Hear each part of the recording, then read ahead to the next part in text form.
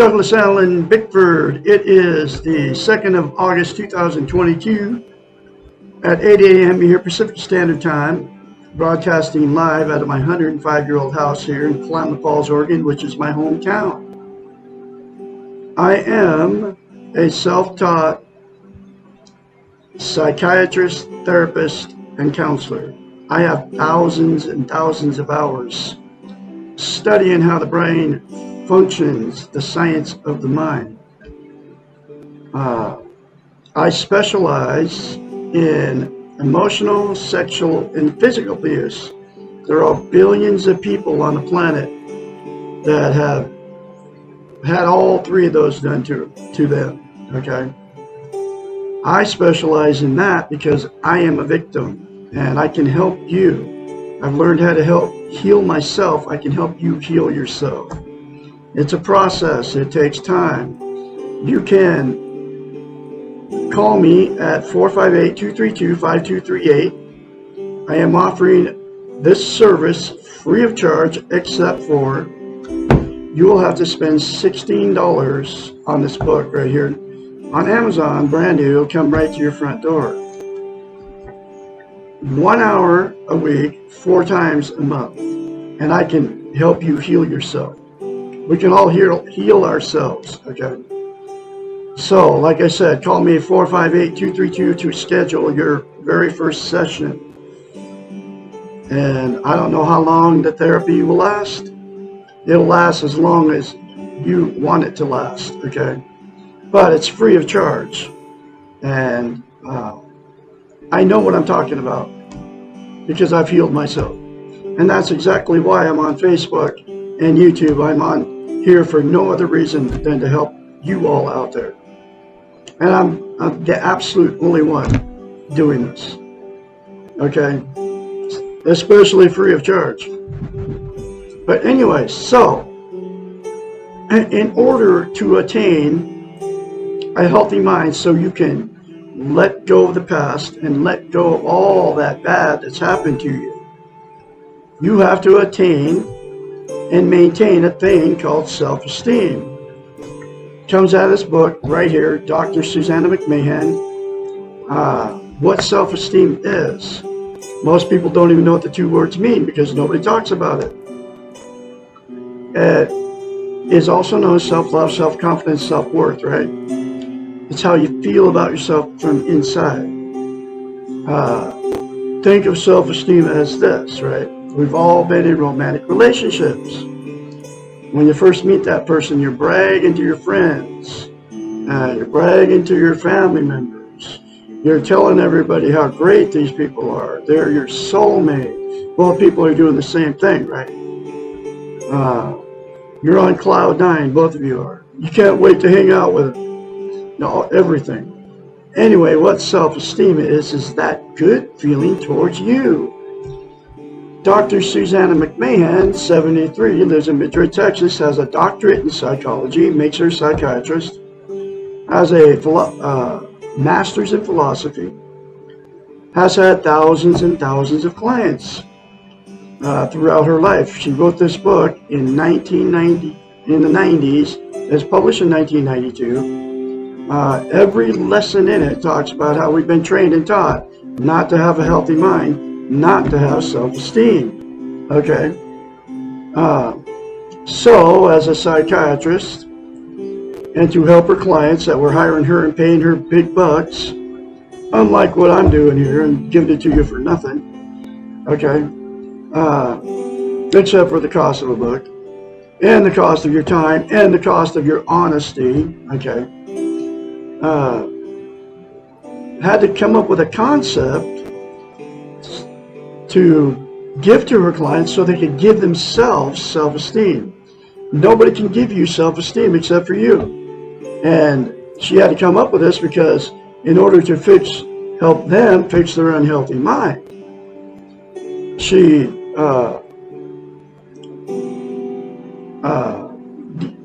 had to come up with a way for them to give themselves self-esteem, because you can't have a healthy mind without self-esteem. So here's that very simple concept she came up with.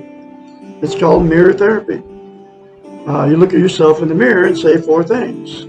Say, I love you. I love my inner child. I'm worthy to be loved. I'm worthy to love. Say, I'm full of goodness. Those 4 things to yourself in the mirror daily without fail will give you self-esteem on steroids. I kid you not. You'll feel it the very first time you do it. But to maintain that self-esteem, self-worth, self-confidence, self-love, you have to practice it. It's like lifting weights. If you start lifting weights and you stop, you have to start over from scratch because you lose muscle mass. Self-esteem is the exact same thing for the brain. So you'll have to say that to yourself every day for the rest of your life in the mirror. It'll take you less than 10 seconds. I love Douglas Allen Bickford. I love my inner child. I'm worthy to be loved. I'm worthy to love. I am full of goodness. I've been saying it for well over a year, like 19, 20 months now. Actually, yeah, 20 months for sure. Okay. And now I have self-confidence because self-esteem is also self-confidence, right? That's why I'm spreading this message, and I have been for well over a year on Facebook and YouTube. Excuse me. Anyway, so plan on saying it the rest of your life. Like I said, it'll take less than 10 seconds. The reason that she came up with mirror therapy and why it's so powerful is it's a psychological event. We cannot lie to ourselves in the mirror, okay? So, we're all in front of the mirror. So that's why you can very easily criticize yourself in the mirror, whether you think it or say it, because that's how you feel about yourself. You don't feel good about yourself, so you can't say good things to yourself in the mirror because you can't lie to yourself in the mirror. So, there's good news. The very first time you do it, folks, it's going to feel very strange and awkward. In fact, you'll feel so weird about it. Just me telling you to do this, you want to turn me off, right? So, the very first time you do it, folks, is you'll have to force yourself to do it, like I did. And then the more you say it, the more you feel it, and the more you believe it. And then, once you attain and maintain self-esteem, you'll never want to lose that feeling. You don't even know what you're missing by not having it. Okay, I have it now. I am full of it because I attained and maintain it by those positive affirmations to myself in the mirror every day without fail. It's the first thing I do. I'm crawling out of bed saying good stuff about myself. The more you say good about yourself, the more it's going to come to you. And I just posted a bunch of pictures of my house and stuff. What I've been blessed with, I call God the Great Spirit. Everything happens for a reason. I have been blessed beyond blessed beyond blessed.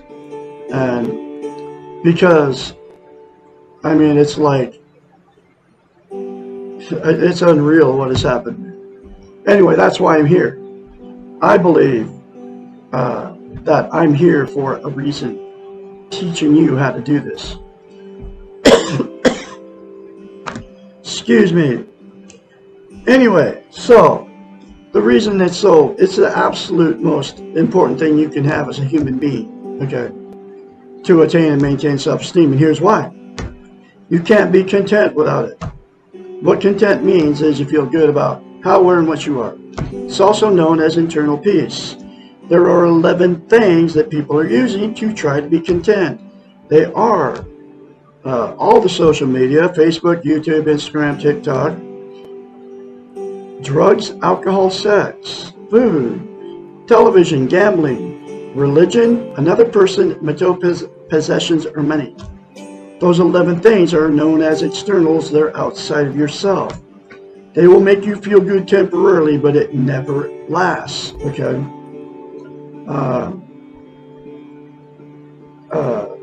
Think about the alcohol and the drug high.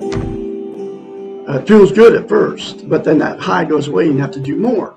The alcohol buzz or the high off the drug, right? And then the other 9 things are exactly the same thing. there's absolutely only one thing that's going to make you permanently content, and that is to attain and maintain self-esteem, and it is by the 4 things to yourself in the mirror. Then you will be content permanently, and you will have internal peace. Okay? The next thing that happens because of no self-esteem, we can't love or be loved without self-esteem. So when you get in a romantic relationship, you'll attract somebody without it if you don't have it. If you have it, you'll attract somebody with it. So when you go in without it, whether you marry them or you just get together, right? After the good feeling goes away, and that's when all the fights and the arguments start. The cheating on each other, the name calling, getting in the car, going down the road, can't get away from the maniac enough. You go to therapy, you get counseling, nothing ever fixes it. Because they don't teach you how to love yourself in therapy. I've been in therapy 5 or 6 times, and none of them ever taught me how to love myself. Not to have self-esteem, right? So anyway, so the relationship becomes toxic, and then because it becomes toxic, you split up. If you didn't marry him, and if you married him, you divorce. And then the same 2 people will go jump back in another relationship, and the exact same thing will happen because you got in another relationship without self-esteem. That's the way it works. And there's nothing you can do about it except for attain and maintain self-esteem, because you cannot have a healthy relationship until you get it, okay? Because you got to love yourself before you ever get in another relationship, and we're being taught just the opposite.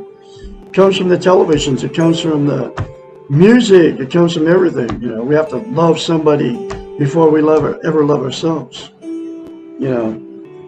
So anyway, the next thing that will happen, and 2 that got together with no self-esteem, is those 2 people will stay in that toxic relationship forever. There's a lot of people doing that too. And then, so they both know it's a bad relationship. They sleep in separate bedrooms, and name calling and all that's still going on. Their whole relationship for years.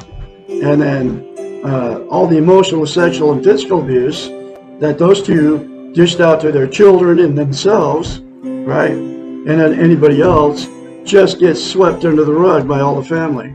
And it becomes a dysfunctional family at that point. And then dysfunctional families pump out dysfunctional families. That's their children get into dysfunctional relationships.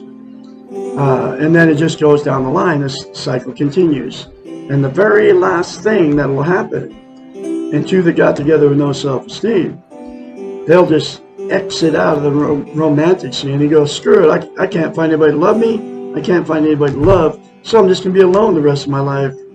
And then, but they'll be just as miserable alone as they were in the relationship, because you can't be content without self-esteem. Okay? So there's a solution to my style of therapy. I am a self-taught therapist. Okay? And the solution is for all parties involved to say 4 things to themselves in the mirror daily without fail, and then get this book and get the other many concepts in this book that will fix your unhealthy mind and give you self-esteem on steroids, so you can get a healthy mind and you can get in a healthy relationship. And if you're in a toxic relationship and the person that you're with doesn't want to change, but you want to change, it'll give you the courage and the strength to remove yourself from that relationship so you won't get abused anymore. Okay?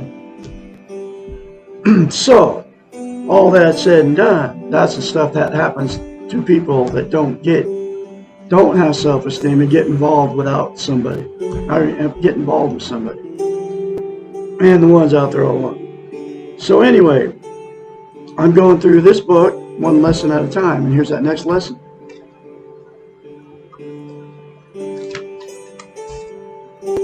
Lesson 74, when do I know it's time to leave a relationship? The word dysfunction, when used in the relationship context, literally means the relationship is not working. not functioning in a healthy manner. There are large degrees of difference among dysfunctional relationships. Sometimes a relationship that is stale or boring may feel dysfunctional. External stressors can also feel dysfunctional when they create unusual or unfamiliar patterns of behavior. Almost all relationships go through periods of being less functional than usual. These normal patterns in most relationships need to be contrasted with the severely dysfunctional relationships. The latter are the ones which involve abuse, addiction, physical or emotional destructiveness, or harm to the involved members. When the potential for abuse or serious harm is high, the victim needs to leave the relationship as quickly as possible. I left my fourth marriage because this woman threatened to kill a third cat, and I wasn't going to let her do it. She had killed 2 of my cats. I let her do it because of no self-esteem, and I had to accept that and face the pain of that. Forgive myself for letting her do it. Forgive her for doing it. Okay, in the first place, and I've been dealing with this for 21 months as of today. And it's getting better because I learned how to heal myself.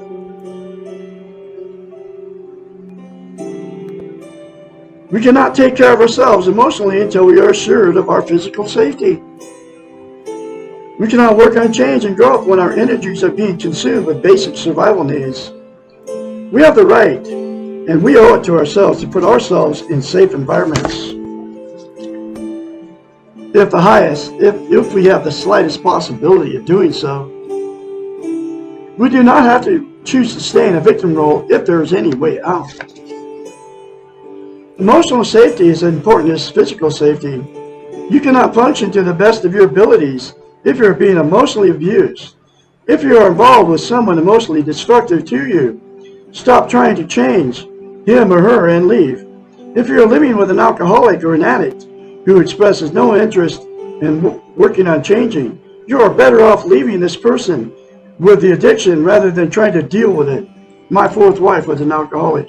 It was just wine, she said. And I would plead and beg with her to quit drinking. Okay? But it just made it worse. Remember, the addict's first concern is toward whether she is addicted to. This stuff's happening to a lot of you out there. When you ever start watching my videos, you'll know what I'm talking about. You cannot come before the addiction until the addict is willing to give it up. The success of an intervention process, tough love, with a dysfunctional family always involves the fact that the addict must choose between the addiction and the partner or the family members. The addict cannot have both at the same time. No matter how painful the leaving may be, in the long run there will be less pain than staying in a hopeless situation. You have the responsibility towards yourself and your vulnerable children to remove yourselves from an abusive environment. Remember, safety ranks as primary need for humans and animals. It is more basic than sleep, food, or sex. Do not allow yourself to remain in an unsafe environment if there is any means of escape. That's exactly what happened to me. This woman was going to kill my cat, and he is alive and kicking because I left her. You do not deserve to be in danger. What about other relationships? The ones where there is no danger, but they are not functioning well. What about being bored or unhappy with the relationship? How do you know if and when to leave these cases? A good rule here is to make no quick or rash decisions. Take some time and get some help. Think about the things you feel are missing from the relationship and work on the ones that you can take care of by yourself. If you lack self-esteem, you may be placing unreasonable demands upon your partner in the relationship. If you have illusions and unrealistic expectations about what the relationship can do for you, you need to focus on these and change them. Do not leave a relationship just because you're bored or unhappy without trying to change yourself. No relationship can always make you happy or stimulated. No relationship can do for you what you're not willing to do for yourself first. If you do leave and do not work on your... This is like one of the first chapters I read out of this book, or lessons. And I read this and I was like, I got to go through the pain. It was my fourth marriage. If you do leave and do not work on your own self-esteem, you will just take all the garbage with you and it will cause rot in your succeeding relationships. Remember that self-esteem is not a relationship issue, but an individual decision. You learn and practice self-esteem before you practice social interest. In other words, you get self-esteem before you get in a relationship, before you can have a healthy relationship, just like I said. The relationship cannot make you healthy. It can only make yourself healthy. Too many relationships fail unnecessarily because one or more or both partners are involved in the weak ego, which means you got to have more stuff, right? This woman I was with, it was never enough. And we had a 4-bedroom, 2-bath, 5-acre farm with everything coming out of our ears. All the closets were full of junk. Everything was full. The barn was full. The house was full. The shop, 1,200 square foot shop, was full of junk. Stuff we never used, okay? But it was never enough. That's what the weak ego is. These people involved in the weak ego and expect their needs to be met from the externals. Those are those 11 things. These people will relationship hop until they die or learn they must give themselves what they're looking for. Then there are those that stay in unhealthy relationships far too long. And that's the second thing people do, folks. These usually are codependents who are caught up in the I can change the other cycle. These people do not identify themselves as the problem, but are consumed with the other. I know one couple, my ex-in-laws, been together 70 years, and they hate each other.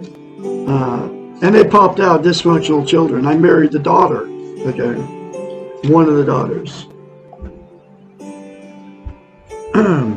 These people, they need to be needed, to people please, and to caretake. Again, they're looking for something outside of themselves to change.